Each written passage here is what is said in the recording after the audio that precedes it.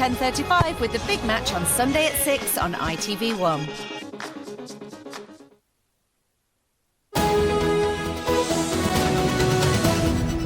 Auction of the Olympic torches on the internet. Well, would you?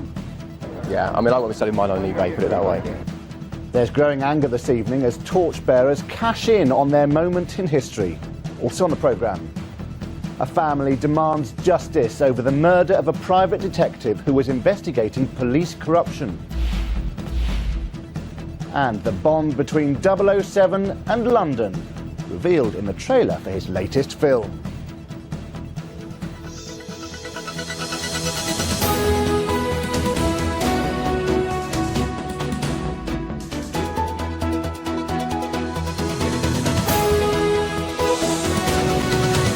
This is London Tonight with Ben Scotchbrook. Good evening to you. What price history? How much would you pay to own a genuine Olympic torch carried as part of the relay around Britain in the run-up to the London Games? More importantly, perhaps, how much would you sell yours for?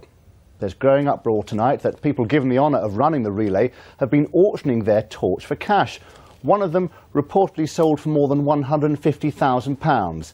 And some runners are offering their torches even before they've taken part. As our Olympics correspondent Simon Harris reports. She's the Olympic torchbearer who got more than she bargained for. Sarah Milner-Simons was nominated for her work as a community gardener in West London. Shortly before her leg of the relay in Somerset today, she put her torch up for sale on the auction website eBay.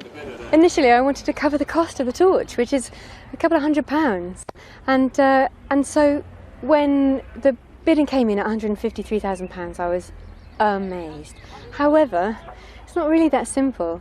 Along with lots of bids, we also received lots of abuse. What's more, the £153,000 bid probably wasn't genuine. More than 8,000 torches were made at a cost of £500 each.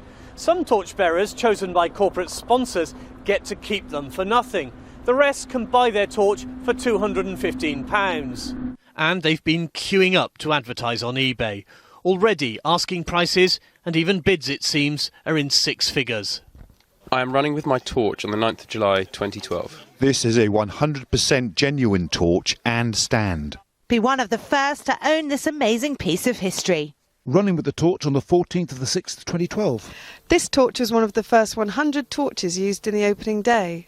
The real value, I would say, is in the region of £3,000, £4,000 for one of these items.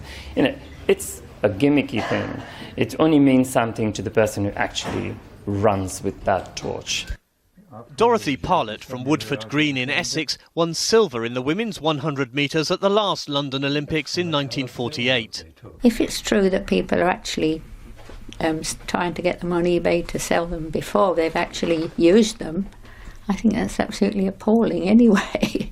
But it alters the whole meaning of Olympics. So what do today's Olympic stars make of the eBay stampede? Tom Daley, the poster boy of British diving, was in the West End to promote his new book. For me personally, if I was had the honour of actually running in the torch relay, I'd definitely keep my Olympic torch, because that's just what I would do, because it's part of Olympic history, so you'd want to keep it. As a member of the organising committee, we just hope we go to a good home. So, there's your party line. Yeah. You don't think it's wrong in any way? Look, yeah, I mean, I won't be selling mine on eBay, put it that way. Whatever price they fetch, all ex-Olympic torches have one thing in common: they can't even be used to light a barbecue. Once a torch is retired, its gas canister is removed. Simon Harris, London Tonight. And you can get more on the Olympic torch sell-off by visiting our website.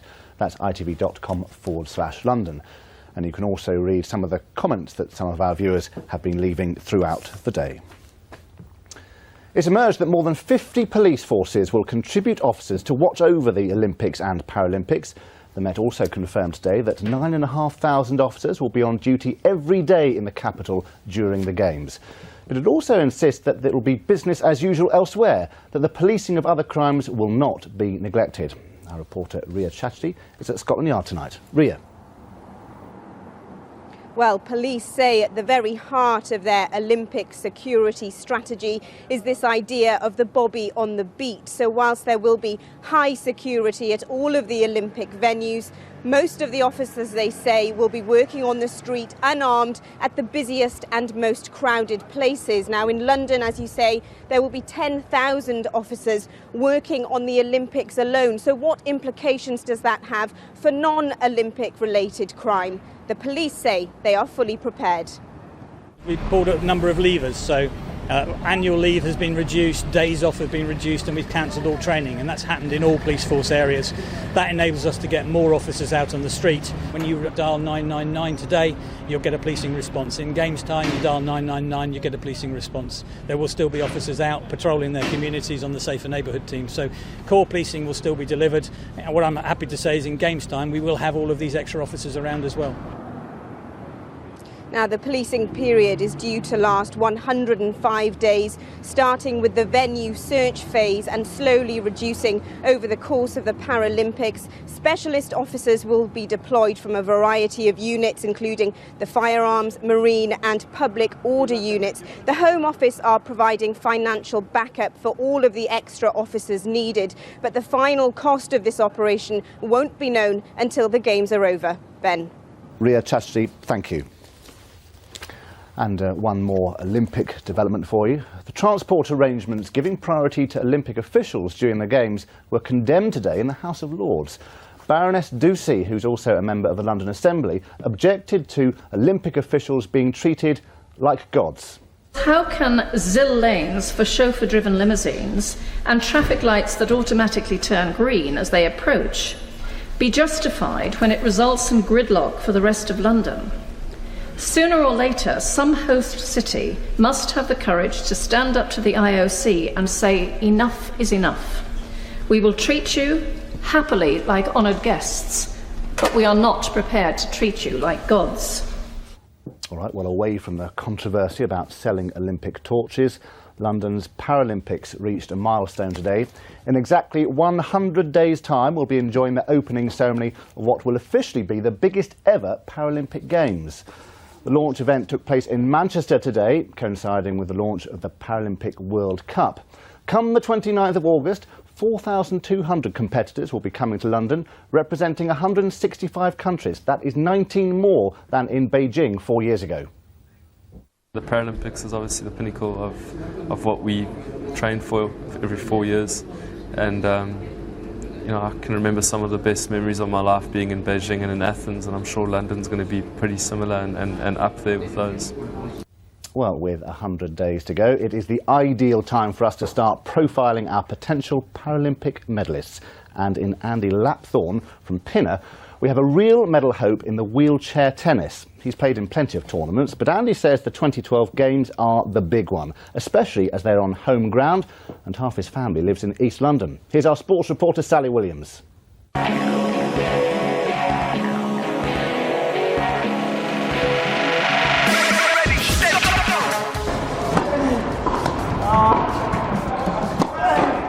Andy Lapthorne was born with cerebral palsy, a condition affecting his legs and arms, but none of his sporting prowess. My arms don't straighten fully, and also my grip in my hands is affected. And you're a lefty?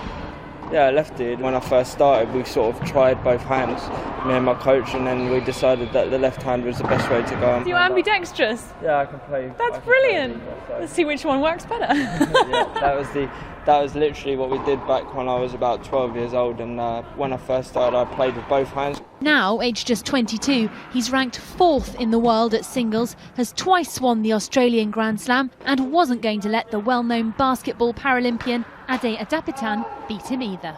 Ade, what do you make of Andy? Yeah, he's all right, he's not bad. And he's a really good player. He's in the top 4 in the world now, and you know, he's just been improving year after year, and yeah, it gives me a workout now as well. Yeah, you're the old guy on here now. Yeah, I know, I'm the old fogey, and he takes no pity on me on the court as well. Still, he was better than Andy's next partner. So the main difference, Andy, between this and able-bodied tennis is that you get 2 bounces, don't you? And one of those bounces can be outside the court. Yeah. Andy's head may be focused on tennis, but his heart is also tied to football and his two teams, Brentford and newly promoted West Ham. All of my family supporting West Ham. It's amazing to be back there, and I'm just hoping, as I said on the West Ham website about a year ago, that I can win doubles goals in London to match us being back in the Premier League. So from these West London courts to those East London games, Andy won't just be aiming for medals, he'll be going for gold. Sally Williams, London Tonight, Roehampton. And from someone hoping to win his first Paralympic gold medal to a man who has won 9 of them. Chris Holmes is the Director of Paralympic Integration for London's Olympic Organising Committee, and he's joining us here this evening with his rather lovely Lottie at his feet. Good evening to you both. Hi. You've said, Chris, I'm quoting you here, that Paralympics will be the surprise ticket for sports fans. What do you mean by that? I think people are very well aware of the Olympics. There's no question they'll be awesome. The Paralympics really will be the surprise in terms of great British Paralympians, people who will have trained down the road from viewers out there on those gold, silver and bronze medal rostrums. And what people will get at the Paralympics is a much closer connective experience, be able to get close to the athletes, close to the sport. So Olympics awesome, Paralympics a surprise. Like it or not, Paralympics often seen as the poorer relation of the Olympics. How far do you say that fighting prejudice against the Paralympics is how you've been working towards the Games? I think the whole team at LOCOG have done a tremendous job with the Paralympics. We're the first organising committee to plan Olympic and Paralympic Games with the same organising committee. We're the first city to have all of the Olympic sponsors committed to the Paralympic Games. These are big firsts, and in our first round of tickets we shifted over 1.1 million tickets to the great British public. We've put more tickets on sale today and really just say to everybody across the capital, come and check out sport like never before and have just an amazing time. Tickets.london2012.com.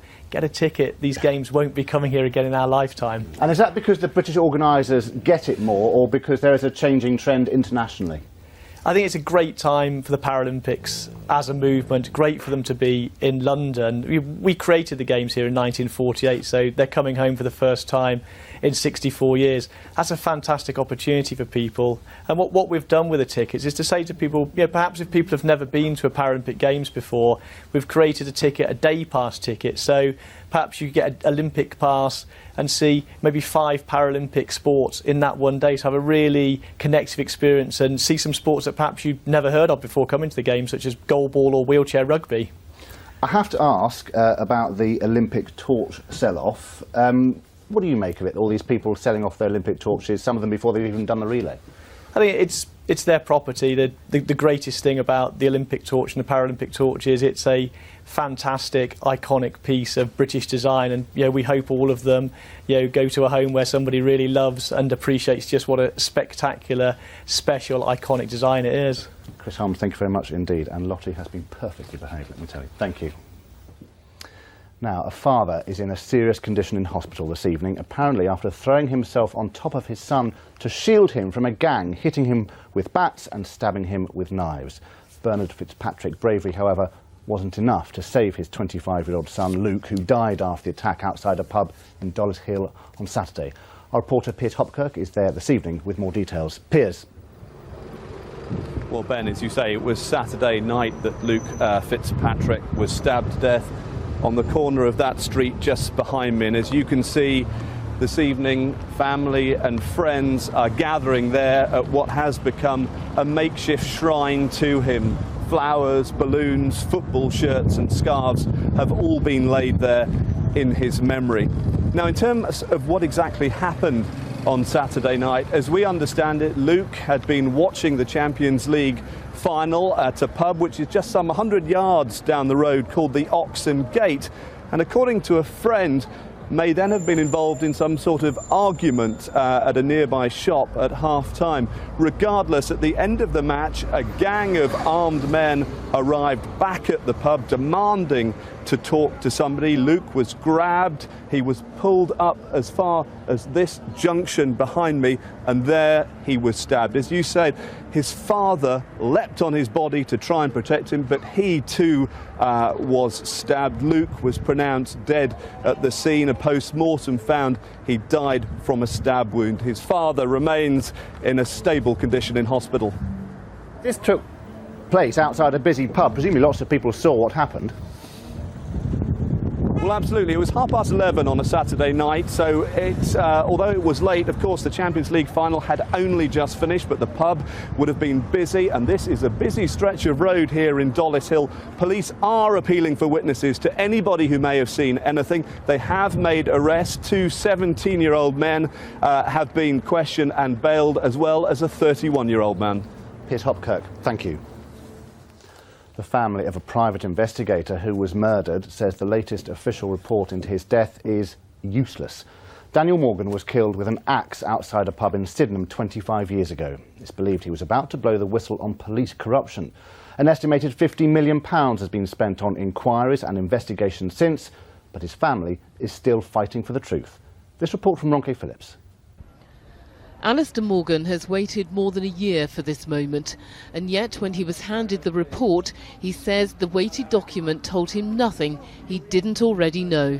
I think my solicitor said something earlier that one of his assistants could have produced it in a matter of weeks, I think. It could have been produced in a matter of weeks? This is our view on it. It could have been done. I mean, why does it take 15 months to produce a report on 18 months of proceedings, you know? Daniel Morgan was 37 when he was murdered, an axe found embedded in his skull. This is the 6th police inquiry. This investigation keeps throwing up a number of the same suspects, but 25 years after Daniel Morgan's body was found here in the car park of the Golden Lion pub in Sydenham, this case remains unsolved. Daniel Morgan was a private detective, and his brother believes he was about to expose a few corrupt Metropolitan Police officers and was killed as a result. It was claimed in court that one of the detectives in the original murder investigation, Sid Fillery, had close links at the time to one of the men who'd worked with Daniel Morgan and was suspected of being involved in his killing, Jonathan Rees. Rees was acquitted last year when the trial collapsed. But more recently, the News of the World has been accused of trying to derail the investigation on Rees's behalf, a claim which emerged again during the Leveson inquiry, when Jackie Hayne, whose husband was a senior detective on the 2002 investigation, says they were targeted by the paper. Any reasonable person would find it very difficult not to put them together and feel that there was in some way, there was some collusion between people at the News of the World and people who were suspected of committing the murder of Daniel Morgan. The Morgan family and their legal representatives say the truth will only come to light with a judicial inquiry, something the Home Secretary Theresa May said she would consider, but only after this latest report was published. She has previously said that she has to see this before she will make any decision. Now she has to make a decision. And about time too, is my view. Ronke Phillips, London Tonight, Central London. The former captain of Chelsea, Ray Wilkins, was in court today charged with drink driving. The 55-year-old, who also captained England, was awarded an MBE in 1993 for services to football. When he was arrested near his home in Cobham 2 weeks ago, it's alleged he was almost 3 times over the legal limit. However, he pleaded not guilty when he appeared at North Surrey Magistrates Court this morning. He's due to stand trial there in August. Now, there's plenty more to come on London Tonight, including how London plays a starring role in the latest James Bond film. But next tonight, the story of an army veteran who, as a soldier with the Royal Regiment of Fusiliers, served in Northern Ireland and Bosnia. But John Fullen will tell you that after he left the army, his world fell apart. He turned to drink and drugs, and he spent time in prison. He'll also tell you that it's thanks to a veterans charity based in Victoria that he's now turned his life around. And John has now been honoured for his work with the project. Here then is John's story in his own words. I served in many places in different theatres all over the world, and operationally twice in Northern Ireland and once in the Balkans. It's all I ever wanted to do. I came out of the army and around 14 years afterwards. I basically hit the self-destruct button. What happened was it was around the deaths of my parents, and started to drink heavily, take drugs, stuff that I'd never done before, and that has its own consequences. You know, it all started off recreationally, and then it took hold. I became more and more aggressive, eventually started to get known to the police, and you know, this culminated in me being remanded in custody in Pentiment. To me, it was a turning point for somebody who was extremely proud when they was in the military to end up in a prison cell. I just, you know, where had it gone wrong? It was actually a prison officer who was ex-army, and he was the one who handed me the phone number for the Veterans Aid. He knew I was getting released. I was facing homelessness. I stayed with friends, sofa surfing, etc. I was reluctant to go and ask for help, but it was the best thing that I did. Good morning, Veterans Aid. I went for a roof over my head.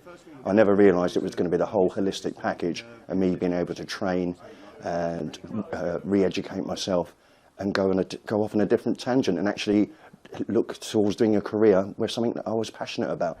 I really wanted to work in the homeless sector and trained at City Lit College to be a support worker. And the next thing I know, I was at work here one day. I received a phone call and they said, you do realise that you've been nominated for an award, we'd just like to say you've won. I was speechless. The award is called Potential for Success Award, and I received it at Adult Learners Week at the Museum of London last week. I love my job and I help other veterans in crisis.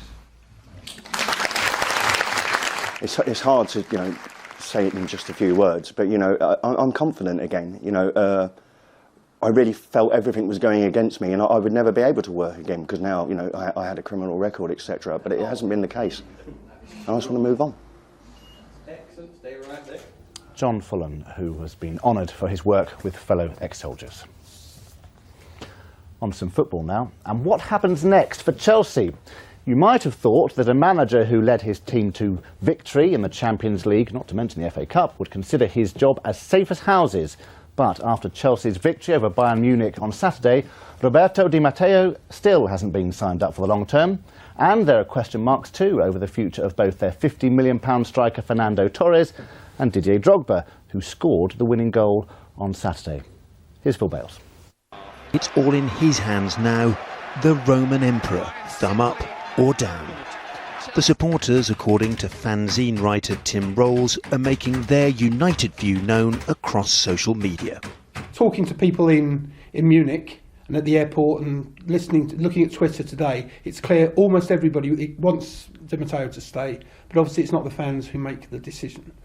It's clear the players want him to stay from what you read in the papers. Players know all about odds. Present or past, they back winners. He wants it, he deserves it, he's put a compelling case forward to get the job. I've never known, shall we say, a stand-in short-term manager win the FA Cup and the Champions League in one season and be out of a job. What was he texting? He won it, but the job's yours, or we'll stick with Robbie. The fans want an early decision on that and on another pressing signing. You cannot let that man go out the door because, you know, when all is said and done, you look at him there and his strength, he's achieved. He may feel that it's time to move on, and if he does, then he'll have good luck from all the Chelsea fans, but he's a very difficult player to replace. The man himself knows a lot of water habitually flows under the bridge. I want to dedicate this cup to all the managers we had before, all the players I played with before. And from football to flowers now, the Queen and the Duke of Edinburgh have taken a private tour of the Chelsea Flower Show ahead of its public opening tomorrow. The Flower Show, which has been held at the grounds of the Royal Chelsea Hospital since 1913, is expected to have 157,000 visitors in the first week. While recent wet weather has led to somewhat muddy conditions, organisers say the rain will make the plants look better. And Robin McCallum can now tell us what the weather is going to do next.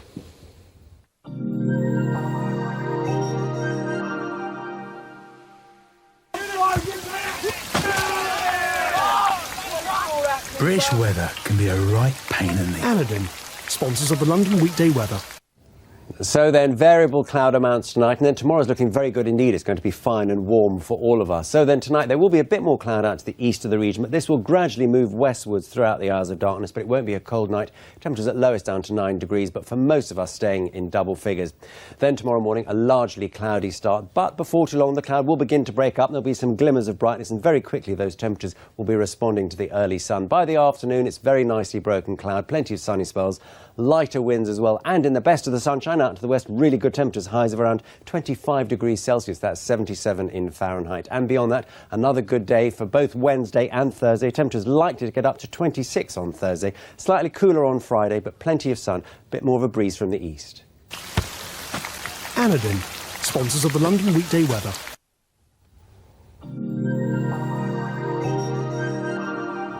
And there's time now to tell you that if you visit our website, you can keep up with the news in and around the capital 24 hours a day. London is one of the greatest cities in the world, and our website reflects its life and vibrancy. And we've now made it easier for you to keep up to date throughout the day, every day. It's our usual address, itv.com/London, but now there is much more to read or watch on your computer, phone or tablet. It's our 24-hour news channel. Our journalists file updates throughout the day, before and after London Tonight, and our daily news bulletins. We also have the latest sport, weather and travel news. We'll have the latest news flashes. Then, as more details come through, we'll bring them to you as soon as possible. We cover the big picture with in-depth articles and updates. So, for the best view of the capital, go to itv.com/London. A reminder now of tonight's top story, and some people taking part in the Olympic torch relay are selling their torches. One of the torches has reportedly been sold for more than £150,000. Some runners are offering theirs on auction websites before they've even run with them, promising to sell them afterwards. For me personally, if I was had the honour of actually running in the torch relay, I'd definitely keep my Olympic torch, because that's just what I would do, because it's part of Olympic history. And finally from us this evening, Bond is back, and he's with one of his favourite co-stars, London. Daniel Craig's third film as 007, called Skyfall, and you'll be able to see it at the cinema later this year. However, you can watch the latest trailer now, and as our entertainment correspondent Lucrezia Millarini reports, London looms large. Some men are coming to kill us. We're going to kill them first. We'd expect nothing less with the return of our most famous spy, Daniel Craig as Bond, for a third time in Skyfall. But it's the London skyline that's also got a starring role. Well, the iconic view over London with Big Ben in the distance was actually filmed here on the roof of the Department of Energy and Climate Change. Not quite MI6, but pretty impressive nonetheless. Skyfall. Done. The first 007 film in over 4 years since Quantum of Solace, Skyfall used several London locations, including the National Gallery in Trafalgar Square, as well as the chapel at the Old Royal Naval College in Greenwich. The teaser trailer also reveals a snippet of the finished product, following filming of an action sequence in Whitehall earlier this year. Add to that a tube train smashing through the underground, and this Bond film promises to be as explosive as the last. Employment. Meanwhile, Bond will be back in London when Skyfall has its premiere in October. Lucrezia Millarini, London Tonight. And you can watch more of that Bond trailer, the new Bond trailer, on our website. One more reminder, itv.com/London. It's a belter. And that's all from the London Tonight team. Next up here on ITV1, Alistair Stewart and Natasha Kaplinski have the ITV News at 6:30. And then Charlene White will be here with our late bulletin, as ever, right after the ITV News at 10. For now, though, from everyone here, good night.